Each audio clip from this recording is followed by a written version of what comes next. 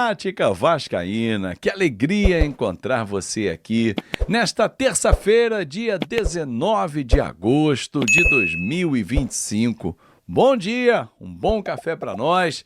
Vamos passar as notícias do Vasco da Gama, projetar o jogo de amanhã com a volta do capitão Verratti, falar sobre contratação e de um texto emocionante que, se você não viu, eu teria a ousadia de colocar voz nesse texto do brilhante jornalista Lédio Carmona. Então chega deixando o seu like, comenta, compartilha o nosso conteúdo se você gosta, se inscreve no canal e olha, deixa eu pedir um favor a você.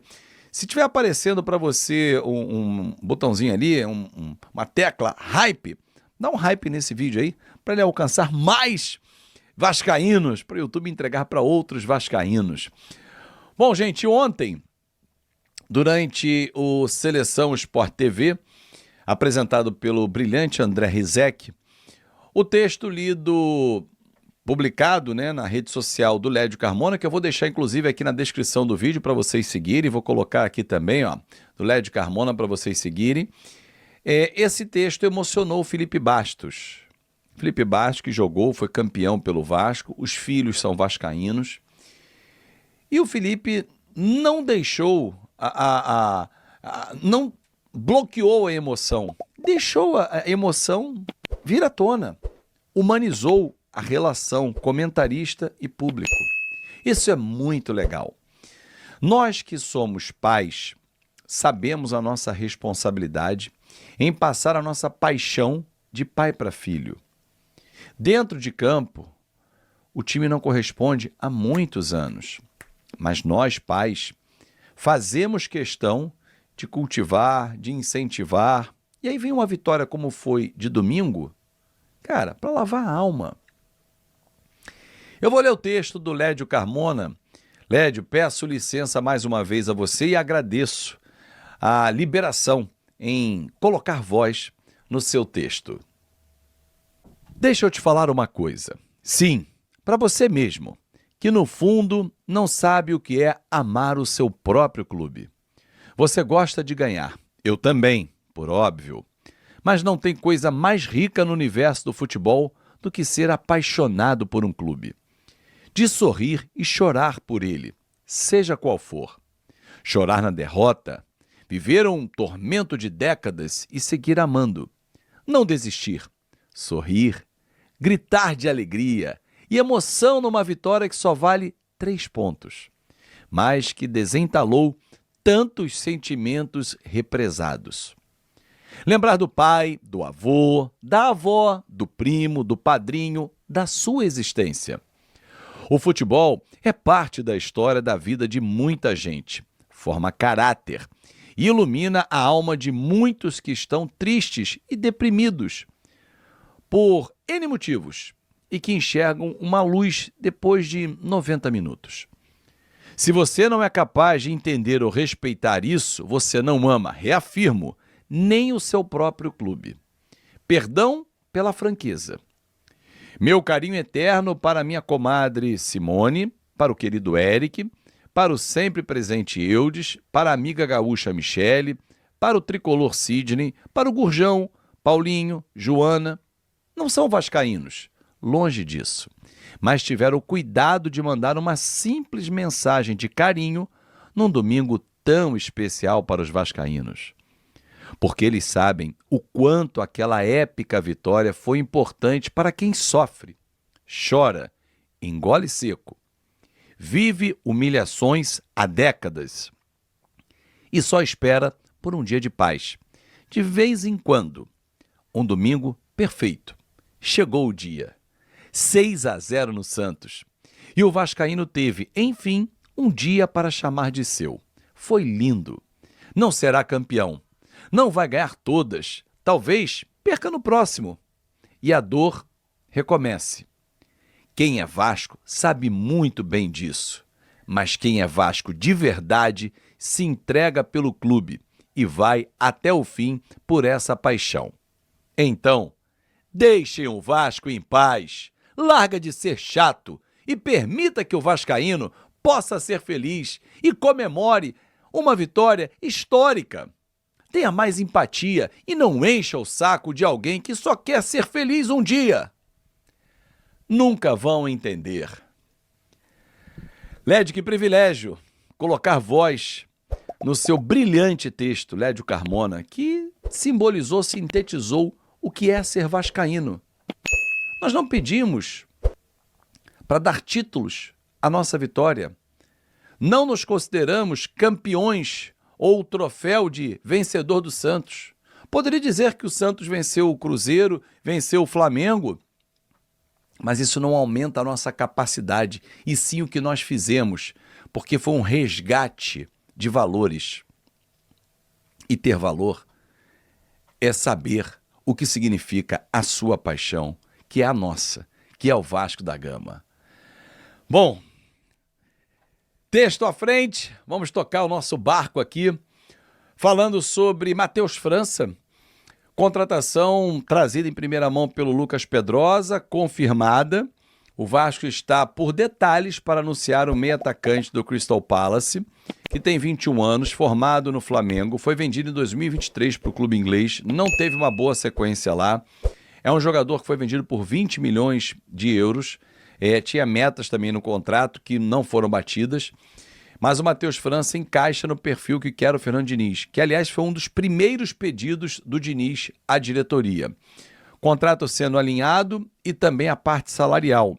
E ele estaria, segundo a informação que eu recebi, dentre os maiores salários do futebol brasileiro. Vamos aguardar se isso vai ser verdade ou não, mas fato é que a negociação avançou e muito. Tanto é que o Cruzeiro, semana passada, tentou trazer o garoto e não conseguiu porque ele já apalavrou com o Vasco da Gama. Verratti volta amanhã, a equipe do Vasco, capitão do time. Há uma discussão gigante, entendo o torcedor colocar isso aqui, inclusive nos comentários. Pô, não tem que voltar e tal. Eu discordo. Eu acho que por respeito, por hierarquia, por tudo que ele fez, voltar contra o Juventude. Se não performar, aí retoma o que foi no domingo. Mas o capitão tem que estar dentro. Não vejo outra possibilidade. Ah, mas o time fica mais lento, o time não puxa contra-ataque com ele, a bola bate e volta e não faz o pivô com excelência. Ok. Mas ele tem que voltar ao time. Se ele vai continuar, aí é uma outra questão. Cabe ao técnico Fernando Diniz. Para fechar, parabéns ao Paulo Henrique.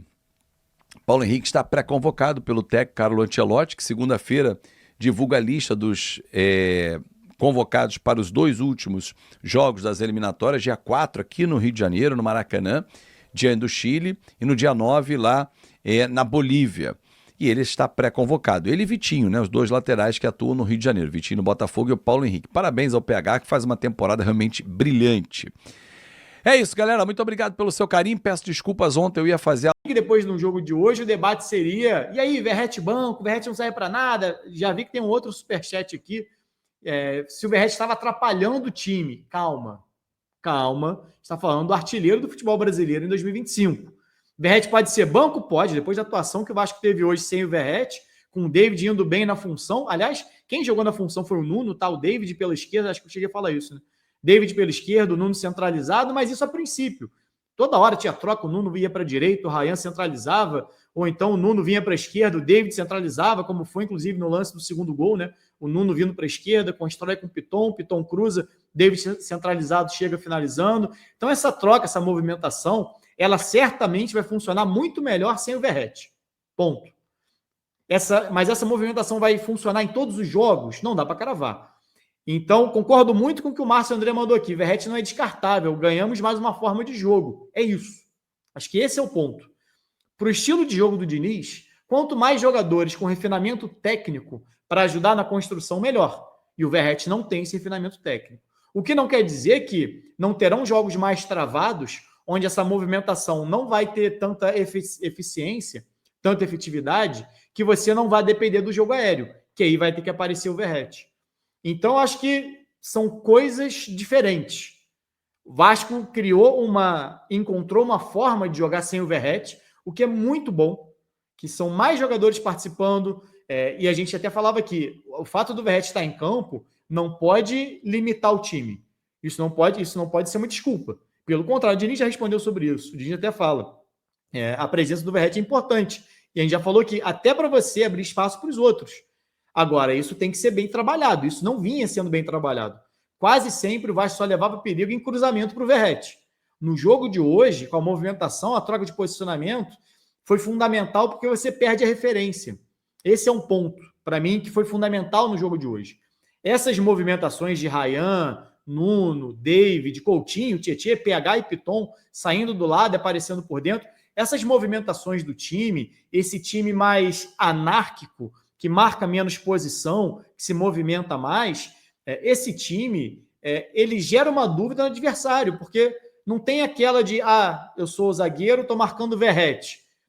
Nessas movimentações, você deixa na dúvida o zagueiro. Ele não sabe se ele acompanha, se ele fica, aí um jogador acompanha, o outro fica, e aí gera um espaço num outro setor. A gente viu muitas vezes o PH praticamente como um ponto, o Ryan vindo por dentro, fazendo uma dobradinha ou com o Nuno ou com o David por ali, dependendo da movimentação dos dois jogadores. Então, vai chegando com 5, 6 jogadores, caso do primeiro gol, por exemplo, que você tem o PH, só que o PH por dentro, e aí o Nuno abrindo um pouco mais pela direita, 3, 4, 5 jogadores entrando por ali. O Verratti poderia ser um deles? Poderia. Mas o bom é que você não tendo o Verratti como referência, esse cruzamento não sai sempre para o Verratti. E isso é algo que pode ser trabalhado, inclusive, com o próprio Verratti. A gente falou sobre isso na partida da Copa do Brasil. Acho que foi da Copa do Brasil. Que as construções de gols do Vasco, elas saíram por baixo.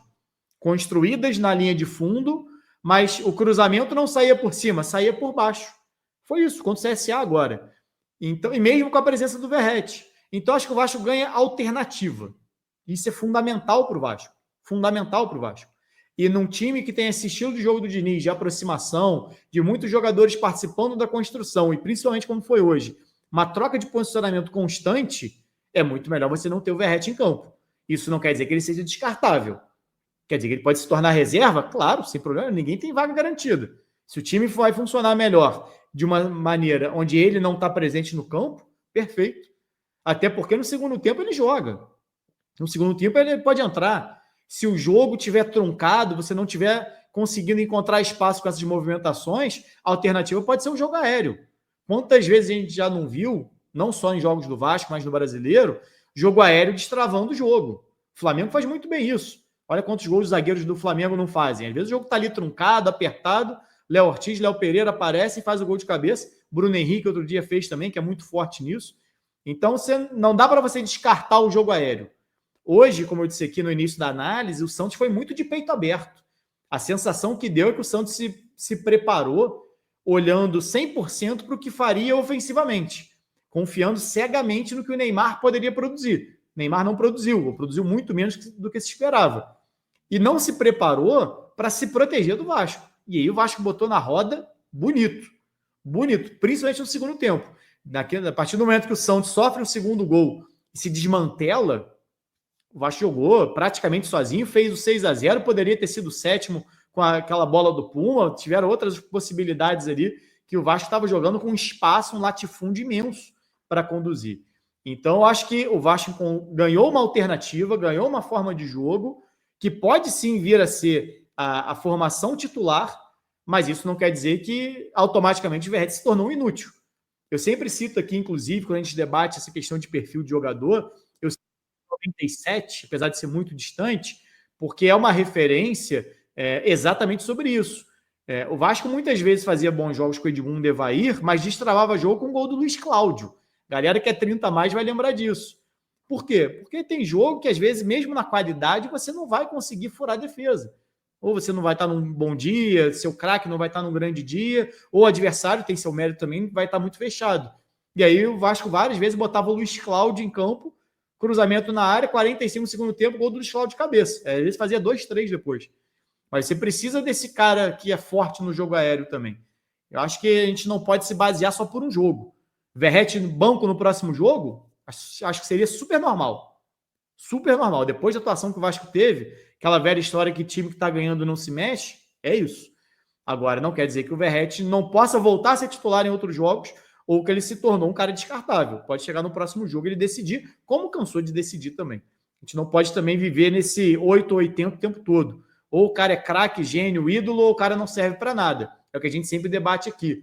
Existe uma linha ali, e o David é um ótimo exemplo disso, do cara que não é craque, mas ele é muito útil. E a gente fala do David aqui anos e anos, antes de chegar ao Vasco. E agora a gente vê mais uma vez, primeiro, a falta que ele fez, o tempo que ele ficou fora, e como ele pode ser importante nesse time do Vasco mais uma vez. Então, acho que é isso. Acho que o ponto central é esse. Dá para jogar sem o Verratti, o que não quer dizer que você precisa descartar 100% do Verratti. Tem jogos e jogos, e não se jogam só 11. Você tem 16 jogadores aí que vão fazer parte, vão jogar em cada partida, e nem sempre todo mundo vai estar jogando 100%, nem sempre vai encaixar o modelo de jogo, e você vai precisar de alternativas. Era importante, inclusive, a gente sempre falou aqui, você ter alternativas para o Verratti. O David voltando gerou uma nova alternativa, e o Vasco hoje foi muito bem com essa estrutura de jogo. Não foi nem com o David de centroavante, foi com o David pela esquerda e um Nuno mais avançado, mas uma troca constante de posicionamento ali do ataque do Vasco. Galera, 1.400 pessoas na live, hein? Senta o dedo no like, dá essa moral pra gente aqui. Vou deixar de novo aqui, ó, a galera do QR Code, o pessoal tava pedindo aqui. Tá aqui o QR Codezinho da Golcase pra galera que quer desconto exclusivo lá na Golcase, com 5% de desconto.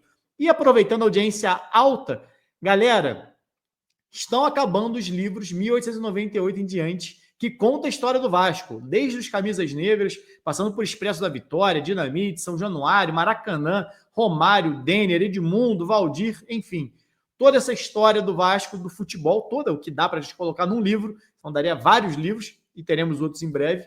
Você encontra aqui, galera, o link está na descrição, 1898 em diante, tem a venda na Shopee e no Mercado Livre. Sou eu mesmo que mando, quem quiser com dedicatória, é só me pedir, manda mensagem, pô, é presente para meu pai, presente para minha esposa, presente para meu filho, para minha filha. Só me falar que eu faço a dedicatória com o maior prazer. Amanhã, inclusive, estou indo nos Correios e na loja da Shopee, que recebe, né, o produto, para enviar, que tem 5 ou 6 livros para enviar amanhã. Então, galera, corre lá, porque está acabando. Está com desconto no mercado. Salve, torcedor do Vasco, seja bem-vindo ao Vasco Full. Todos os dias, conteúdo exclusivo do Vasco para vocês. Antes de mais nada, deixa seu like, se inscreve no canal, ativa o sininho das notificações, assim você não perde nenhuma notícia do Vasco da Gama. Vasco da Gama que vai enfrentar o Corinthians, pretende manter aí o mesmo ritmo do último jogo, conseguir 2 vitórias consecutivas e afastar aí de uma vez a possibilidade de rebaixamento. Deixa sua opinião, seu comentário. Deus abençoe cada um de vocês, tamo junto, forte abraço e vamos Vasco!